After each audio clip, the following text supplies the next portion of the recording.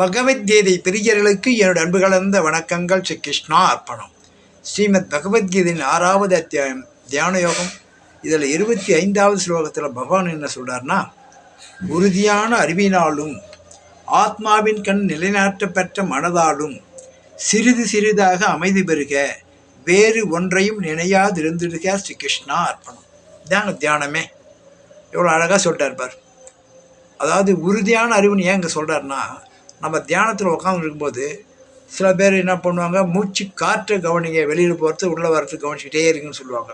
நிறைய பேர் எல்லாருமே அப்படி தான் சொல்லுவாங்க. ஆனால் பகவத்கீதை மட்டும் என்ன சொல்லிக்கிறாருன்னா, நீ அந்த மூச்சு காற்று கூட பார்க்க தேவையில்ல, மூக்கு நுனியை பார்த்துக்குன்னு வேறு எதையும் என்னாவது இருக்கணும்னு சொல்லுவார். அப்போ அந்த மூக்கு நுனியை பார்க்கும்போது நம்மளுக்கு வெவ்வேறு சிந்தனைகள் ஓடும். நல்ல எண்ணங்கள் வரும், கெட்ட எண்ணங்கள் வரும், எல்லாமே அந்த எண்ணம் வருது இல்லையா? அதனால் என்ன லாபம், இல்லை நாம் என்ன சாதிக்க முடியும் அதை வச்சு? அது ஒன்றுமே இல்லை, நம்ம கையில் ஒன்றுமே இல்லைன்ட்டு அதை விட்டுட்டு மறுபடியும் மூக்கு நுனிக்கு வந்துடணும் கவனம். இப்படி பயிற்சி பண்ணிக்கினே இருந்தோம்னா ஒவ்வொருத்தருக்கு பகவானுடைய அனுகிரகம் இருக்கிறத பொறுத்து ஒரு நாளோ ஒரு மாதமோ 6 மாதம் கூட ஆகலாம். புத்தருக்கே 3 மாதத்துக்கு மேலே ஆச்சு. அப்படி இருக்கும்பொழுது நம்ம இதை மூக்கு நுனி மட்டும் பார்த்துக்கினே தான் உறுதியான அறிவுனா. எதுக்குன்னா வேறு எங்கேனா ஓடுதுன்னா அதை பற்றி கவலையப்படாத. எந்த என்னாலும் வரட்டும் நினச்சிட்டு உட்காரு. அது வேண்டான்ட்டு ஒதுக்கிட்டு மறுபடியும் மூக்கு நுனிக்கு திருப்பி. அதான் அப்பியாசம் பேர், பயிற்சி.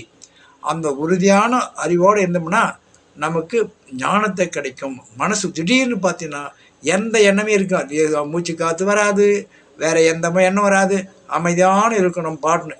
அப்போ பகவான் மனசில் மட்டும் நினச்சிக்கிட்டு அந்த மூக்கு நுனியே நினச்சிக்கிட்டு இருந்தோம்னா அது ஒரு சமாதி நிலைக்கு இட்டு போகும். அப்போ நம்ம தியானத்தில் வெற்றி அடைவோம். இதுதான் பகவான் சொல்லியிருக்குது. இதை முயற்சி பண்ண எல்லாராலையும் முடியும்.